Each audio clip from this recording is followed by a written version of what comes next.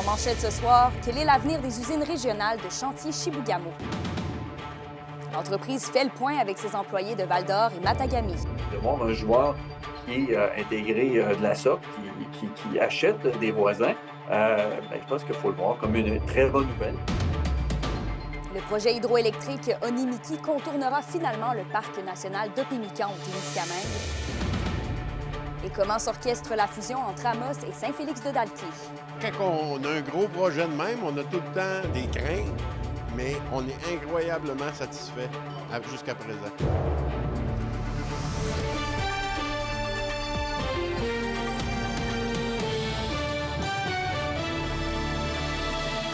Bon mardi soir, ici Kémilia Laliberté qui reprend la barre du TVA Nouvelles. Très heureuse de vous retrouver. On commence avec des nouvelles du côté de l'industrie forestière régionale. La direction de Chantier Chibougamau est de passage cette semaine pour visiter les installations de ces deux nouvelles usines de Matagami et de Val-d'Or. Est-ce que l'année 2025 est porteuse d'espoir pour l'industrie forestière? Alexandre Cabana s'est penché sur la question. Il y a un besoin d'expliquer aux gens, bien, voilà là où on se trouve aujourd'hui, voilà la lecture qu'on fait de la situation et à quoi on peut s'attendre pour les prochains jours, prochaines semaines. Frédéric Véraud, vice-président aux affaires corporatives de Chantier Chibougamau, est en tournée pour rencontrer les employés de ces nouvelles usines. Les trois scieries sont toutefois pour le moment à l'arrêt. Du lot, l'usine de Matagami aurait, semble-t-il, toutes les chances d'être relancée rapidement. La situation, elle est plurielle. À Matagami, il y a des lumières vertes qui s'allument dans la mesure où la fabrication, elle est surtout destinée à être transformée en produits de structure au Canada, donc sans avoir la menace de taxes de la nouvelle administration à Washington avec le président Trump assermenté la semaine prochaine. Donc, de ce côté-là, il y a beaucoup moins de risques à Matagami, d'une part. Et bonne nouvelle pour le Témiscamingue, l'usine de Béarn a repris complètement ses activités après plusieurs mois difficiles en 2024. On parlait d'un retour potentiel au printemps 2025. Les équipes ont repris les activités hier matin. Tout le monde était de retour au travail à Béarn avec assez de bois pour produire pour tous les employés en activité régulière jusqu'au printemps au moins. On a les inventaires pour le faire. Donc, on a vraiment un horizon de stabilité pour les prochains mois à Béarn. De son côté, le Conseil de l'industrie forestière du Québec voit d'un bon œil l'implication d'un grand joueur comme Chantier Chibougamau dans la région. Je pense que de voir un joueur qui est intégré de la sorte, qui achète des voisins, je pense qu'il faut le voir comme une très bonne nouvelle, puis que les fondamentaux du marché à long terme sont très favorables. Le meilleur serait-il donc à venir pour l'industrie forestière? Les entreprises investissent en fonction de l'avenir, pas du présent ni du passé. Elles investissent en fonction de l'avenir. Quand on regarde l'avenir, on voit qu'il y a un déficit de maisons, un déficit de logements au Québec, au Canada, aux États-Unis. Il y a des usines aussi qui se construisent. Ça arrive aussi, on le voit. Donc, je pense c'est une industrie qui est cyclique. La ministre des Ressources naturelles et des Forêts, Maïté Blanchette-Vézina, devrait déposer dans les prochains jours le très attendu nouveau régime forestier. Une importante mise à jour qui, selon la ministre, générera un meilleur environnement d'affaires pour l'industrie forestière des régions. À suivre. Alexandre Cabana pour RNC Nouvelles. Vos réponses à la question du jour TVA, une présentation de la clinique infirmière Nord-Ouest partout dans la région. Notre équipe peut vous recevoir pour un bilan de santé, une infection, le suivi de maladies chroniques et bien plus. Contactez-nous pour plus d'informations ou visitez notre site Web. Et à la question du jour, on vous demandait « Avez-vous confiance en l'avenir de l'industrie forestière de la région? » Vous avez répondu non à 55 %. Du côté du Témiscamingue, l'une des deux futures centrales hydroélectriques du projet Onimiki évitera finalement le parc national d'Opémican. Le promoteur du projet a décidé d'apporter des modifications pour favoriser son acceptation auprès de son milieu d'accueil. C'est donc la trajectoire centrale nord qui a été corrigée pour éviter qu'une section de la conduite passe sous le parc. Il faut quand même rappeler que des préoccupations avaient été soulevées à ce sujet lors de rencontres d'information et d'échanges. Une autre centrale située à Témiscamingue est aussi incluse dans le projet. Une nouvelle série de rencontres publiques est prévue à partir du mois de mars et une étude d'impact sera déposée à l'automne prochain. Quand on débute un projet comme ça, c'est toujours dans l'optique le plus droit possible, ensuite, en question d'économie. Et écoute, la réflexion qu'on avait au départ, et je pense que c'est même pas encore clair, l'histoire de passer dans la terre du parc, il n'aura pas été visible, quoi que ce soit. On se le questionnait. Mais écoute, suite à des réflexions, si c'est quelque chose qui est capable, qu'on était capable de faire, à des coûts peut-être qui n'engendrent pas des sommes sérieuses, mais je pense que c'est à l'avantage de tout le monde de justement éviter. Ailleurs maintenant, dans la MRC d'Abitibi, on sait hier soir que se tenait le premier conseil municipal de la nouvelle ville d'Amos depuis sa fusion avec Saint-Félix-de-Dalquier. Et bon, évidemment, c'est une fusion qui apporte avec elle plusieurs changements, Alexis. Oui, absolument. On le sait, depuis le 1er janvier dernier, Amos et Saint-Félix-de-Dalquier ont officiellement fusionné. La ville d'Amos desservait quand même Saint-Félix-de-Dalquier sur certains éléments, là, notamment au niveau des services passagers, et ça depuis l'été, ainsi que d'autres aspects. Parmi les changements, on passe de 6 à 8 conseillers, ce pour une période temporaire. Félix Labrec et Elliot Rioux qui se rajoutent là, au groupe là, pour représenter Saint-Félix-de-Dalquier. On va revenir à 6 conseillers là, dès les élections de l'automne prochain, cependant. On sait, le 27 mai dernier également, il y avait une consultation publique. Les citoyens de Saint-Félix-de-Dalquier avaient fait part de leurs préoccupations, notamment au niveau des taxes et divers éléments. Mais depuis, quand même, tout le monde semble bien satisfait. Et l'ancien maire de Saint-Félix-de-Dalquier, Félix Labrec, se dit même agréablement surpris. Je vous laisse l'écouter. Mieux qu'anticiper. Quand on a un gros projet de même, on a tout le temps des craintes, mais à chaque jour qui passe, on voit le service qui est rendu par la ville d'Amos, puis on est incroyablement satisfait jusqu'à présent. Donc, les citoyens et l'ancien maire semblent quand même contents du dénouement. Mais maintenant, on se demande, Alexis, est-ce que les citoyens de Saint-Félix-de-Dalquier vont avoir des taxes supplémentaires à payer cette année en raison de la fusion? Eh bien, je n'ai malheureusement pas la réponse officielle ce soir, puisque le bilan va sortir le lundi prochain. Cependant, Félix Labrec semblait quand même assez confiant que tout devrait normalement rester stable. À nouveau, je vous laisse l'écouter. Pour ce qui est des taxes, c'est pas mal resté comme on avait calculé et prévu. C'est semblable à ce que c'était avant. Jusqu'à présent, là, tout va super bien. Et Alexis, vous avez demandé hier soir au maire d'Amos si d'autres projets de fusion comme celui-là pourraient survenir prochainement. Oui, parce que c'était pertinent de poser la question. Il y a plusieurs autres petites municipalités autour d'Amos qui pourraient peut-être être tentées de décider, eux également, de venir fusionner avec la municipalité. Est-ce que c'est quelque chose qui est plausible? La réponse, c'est oui. Cependant, c'est quelque chose qui demande énormément de temps, qui demande des études, qui demande de l'investissement. Donc, oui, c'est quelque chose qui est plausible. Sébastien Dastou n'exclut pas la possibilité que c'est quelque chose qui arrive. Mais comme j'ai dit, ça demande énormément de temps. Donc, c'est pas quelque chose qui va se faire en claquant des doigts. Je vous laisse écouter M. Dastou. Je ne pense pas que tous les regroupements sont nécessairement pertinents, mais je pense que de faire l'analyse, ça peut nous donner au moins l'information véridique.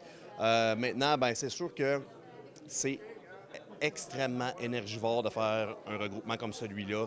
Je m'attends d'avoir une grosse année de tour de roue pour nos services. Mais c'est sûr que la ville d'Amos ne dira pas non à d'autres analyses, mais ça reste que c'est beaucoup d'énergie. Idéalement, c'est de le faire en plus grand groupe, là, je dirais. Là. Ça serait mieux d'en faire quelques-unes aux 2 ans que d'en faire une par année pendant 10 ans. Là. Mais l'objectif là-dedans, c'est vraiment juste de tendre la main, être là comme un joueur clé. On est quand même la ville-centre de la MRC d'Abitibi. Dans la mesure où il y a des gens qui vivent des problématiques, qui lèvent la main et qui ont la volonté d'eux, on ne laissera pas personne en misère. Et petit rappel pour les intéressés, le budget de la ville d'Amos qui sera dévoilé lundi prochain, une des rares municipalités qui n'avait toujours pas dévoilé son budget 2025, là, Kémélia. On surveille évidemment le tout. Merci, Alexis. Au revoir. On passe maintenant au palais de justice de Val-d'Or. Alexandre Sylvestre connaîtra sa sentence finalement qu'à la fin du mois de mai. L'ex-enseignant a été reconnu coupable d'avoir échangé des messages et des photos à caractère sexuel avec une adolescente de 15 ans au début de l'année 2022. Et aujourd'hui, le procureur de la Couronne a plaidé pour une sentence de 16 mois, alors que la défense a demandé une peine de 9 mois de détention ferme. Le juge Leblanc va prononcer son verdict que dans la semaine du 20 mai prochain.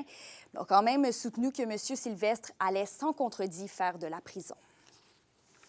En santé, la pétition pour la réfection de l'hôpital d'Amos progresse avec son objectif de 20 000 signatures.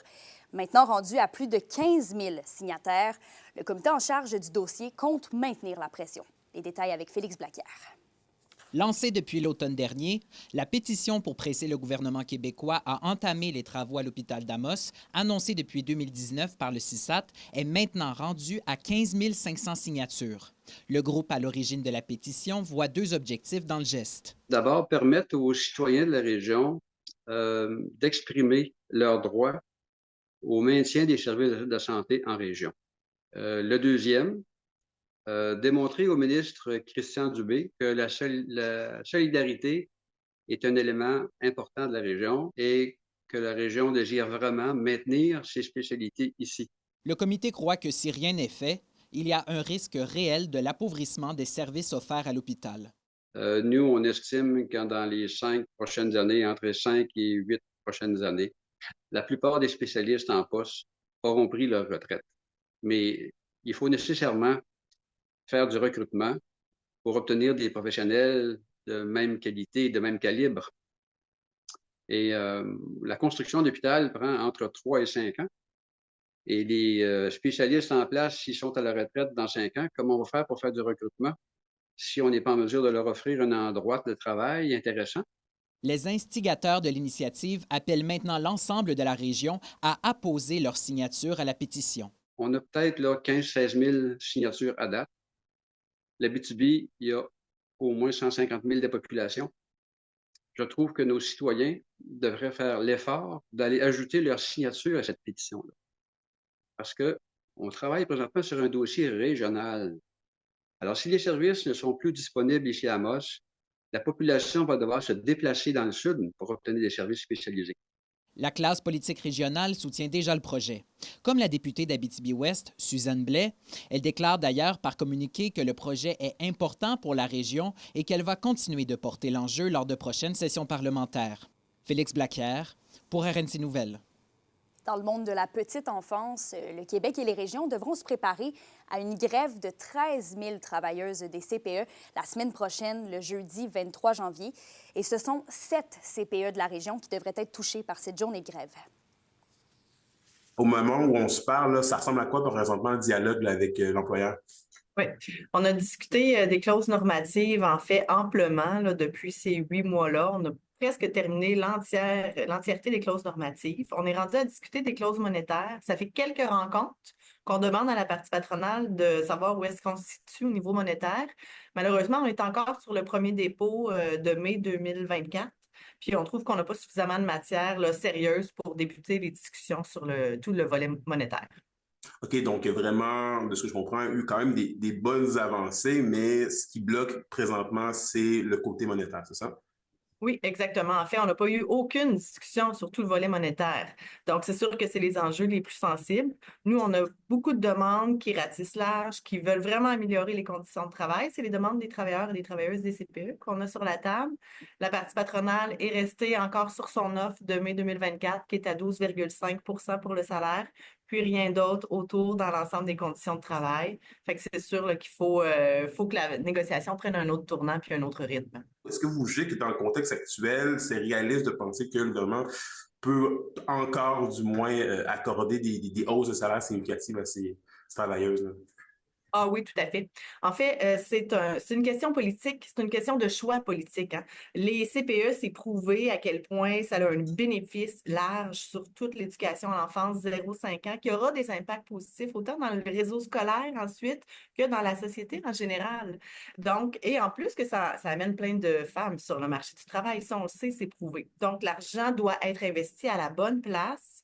C'est un réseau qui est encore jeune et si on veut qu'il soit périn dans le temps, on n'a pas le choix d'améliorer les conditions de travail. Ce n'est pas sur le dos des travailleuses en CPE qu'on peut refaire les coffres des finances parce qu'il y a plusieurs choix politiques qui ont été faits par le passé qui pourraient être discutables. Je pense que ça ne pourrait pas justifier qu'il n'y a plus d'argent pour nous. Et le signalement d'un citoyen a permis l'arrestation d'un homme avec les facultés affaiblies à Val-d'Or. Vendredi dernier, un peu avant 4 heures du matin, les policiers ont été appelés à se rendre aux abords d'un véhicule sur la 2e avenue. Sur place, un individu immobilisé à son volant semblait sous l'effet de l'alcool. L'homme a été arrêté et des tests ont permis de détecter un taux d'alcoolémie de près de 4 fois la limite permise par la loi. Le suspect de 39 ans a été libéré. Il devrait revenir à la cour prochainement pour la suite des procédures. La Sûreté du Québec qui souligne quand même la vigilance du citoyen ayant signalé la situation et qui a évité un possible drame. En éducation maintenant, le Centre de services scolaires de l'Or et des Bois affiche un taux record de diplomation et de qualification de ses élèves de tout près de 79 pour l'année 2023-2024. C'est ce qui ressort du bilan de la première année de réalisation du plan d'engagement vers la réussite. Le Centre de services scolaires est d'ailleurs confiant de poursuivre sur la même lancée et d'atteindre leur objectif d'un taux de diplomation de 90 pour 2030. L'indice boursier minier au TVA Nouvelle 18h est une présentation de GFM Groupe Financier. Dirigeants d'entreprises et particuliers, fiez-vous aux experts de GFM pour vos placements, assurances de personnes et assurances collectives. Car pour vous, ils vont au-delà de la finance. Salut, c'est Monica Pilon. Je vais jouer dans Bachelor ce soir au Théâtre du Cuivre et on s'en parle après la pause dans la chronique culturelle.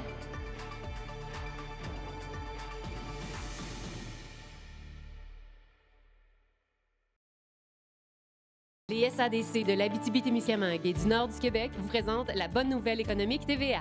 Depuis plus de 15 ans, Transport JSV de Lebel-sur-Quévillon se distingue dans le transport. Grâce à un investissement de 450 000 $, l'entreprise élargit ses services et offre maintenant vente, réparation, changement de pneus pour tout type de véhicules, mécanique de véhicules lourds. Elle offre également la vente et la location de conteneurs. Cette expansion a créé 3 emplois, dynamisant ainsi l'économie locale. Les SADC, partenaires de l'économie de la région.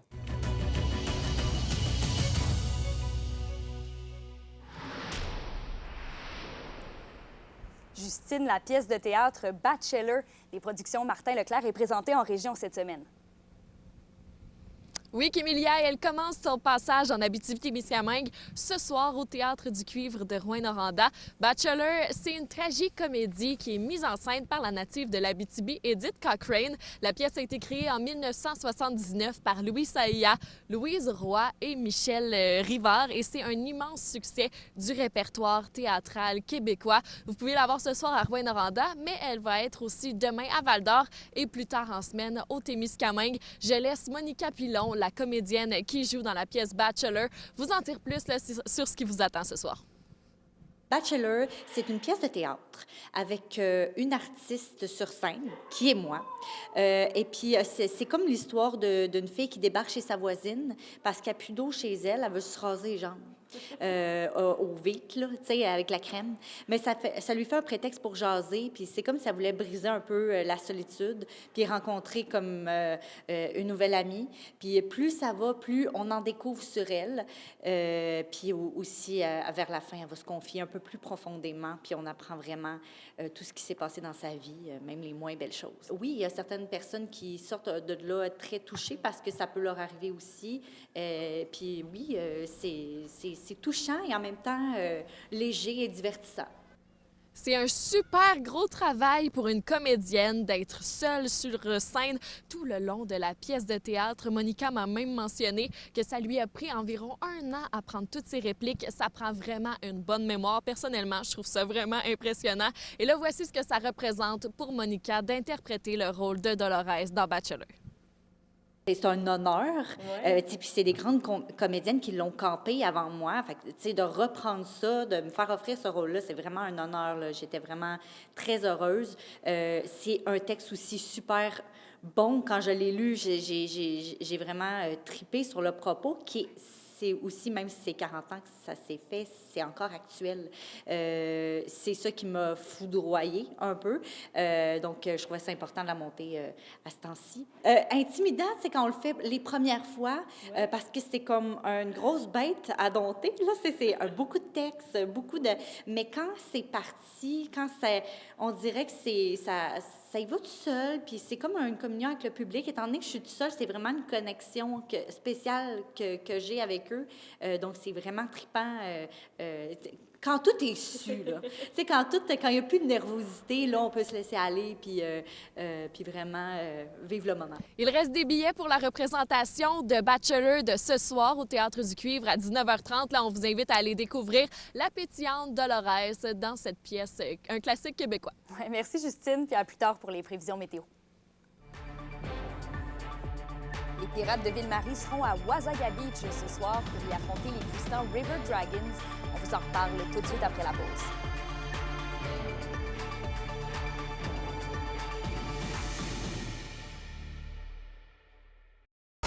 Les sports vous sont présentés par Thibaut Géant, votre concessionnaire de confiance à Rouyn-Noranda, là où qualité et choix se rencontrent. Duel au sommet dans la GMHL ce soir, alors que les Pirates de Ville-Marie seront à Wasaga Beach, dans le sud de l'Ontario, pour y affronter les puissants River Dragons. C'est une excellente première moitié de saison pour l'équipe du Témiscamingue, qui pointe présentement au 5e rang du classement général. D'ailleurs, l'attaquant Cooper Brazo est le joueur de la semaine pour les Pirates, avec 4 buts lors du dernier week-end, dont 3 samedi, pour obtenir son premier tour du chapeau. Ville-Marie sera de retour à la maison vendredi à l'occasion d'un duel contre les Bécards de Sainte-Terre qui lance son année 2025 contre leurs rivaux régionaux. Pour le Bécard, c'est un petit peu plus compliqué cette saison encore avec 8 victoires en 22 matchs. Pour une nouvelle importante à nous communiquer, contactez-nous, nouvelles au pluriel, @rncmedia.ca, par téléphone au 1-866-463-4636 et notre site web tvaabitibi.ca.